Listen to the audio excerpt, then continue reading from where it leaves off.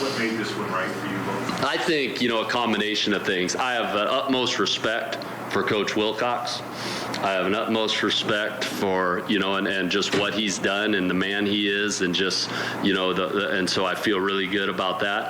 I have an utmost respect for not only the program, Cal Berkeley, has had over the years, but on top of that, the institution. They're I think they're ranked as the #1 public institution in the nation. So I think it has an amazing opportunity to be at, in a Power 5 conference, but at not only an amazing football program with an amazing coach in Justin Wilcox, but also a university that is known, nationally for what it does academically as well. You've been a head coach for 9 years. How difficult is this to not be the head guy? What kind of transition does that make for you? Gosh, I won't be in these things, right? So, no, I love these things. You know that. I know. But it'll be a transition, but I'm excited about it, because you're still the head of the offense, so you're still the head of a group, and you're still, you're in front of in a meeting room, you're in front of, a room that way, and you're in charge of things, but yes, there'll be differences to it, but I've done that before when I was learning here for 4 years under, Coach Wolf, and I'm excited for that challenge again, so yes, there are differences, but, sometimes those sorts of changes or differences are exciting, and I won't never say needed, but they're exciting, and sometimes things that are, timing wise can be good within your life. Anybody coming with you, Coach? I don't know yet.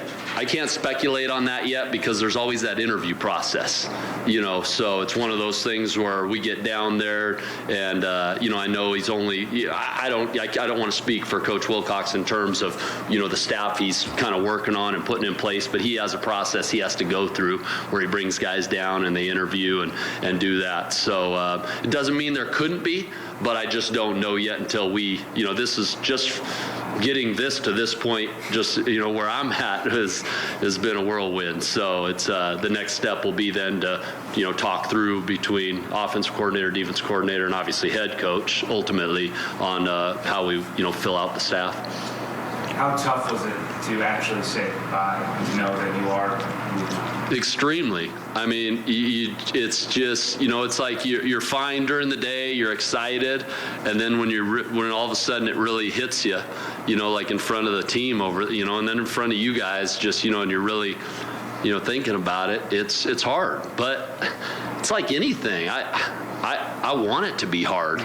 If it's not hard, then you're not very connected to where you're at.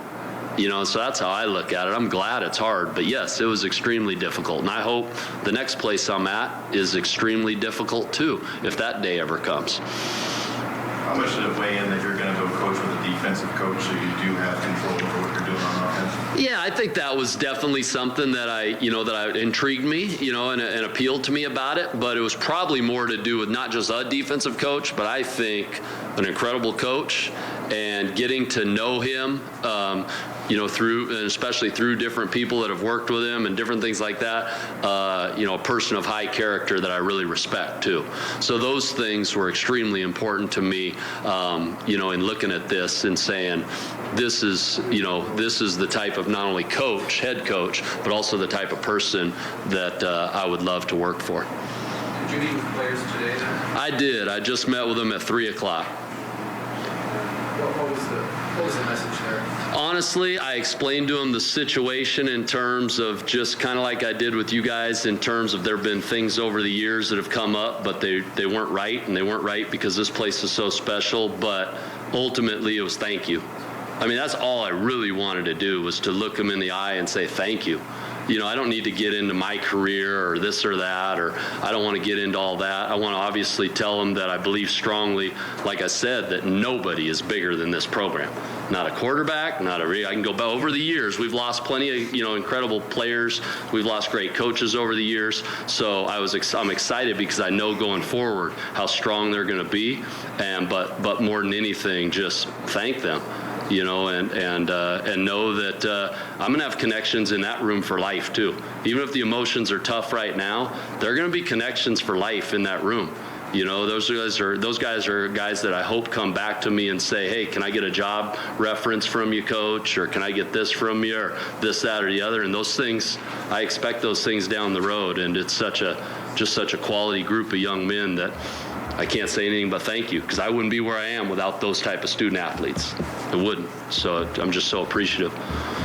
Bill, what's today like for you, and where do you go, obviously, from here? Yeah, you pick up the phone on a Saturday night, and you could tell maybe it was a little bit different. I think, Coach and I have a pretty good relationship, and I think we've talked through a number of opportunities at some stage of the game, and you could just tell this one was a little bit different, and, it was, 3,000 miles away, I think, too. So I knew I had to get back here pretty quick and make sure that, we were here trying to, figure out what's next. And what is next right now is at this stage, we're going to go with co-interims with Aaron Best and Jeff Schmedding at this stage of the game.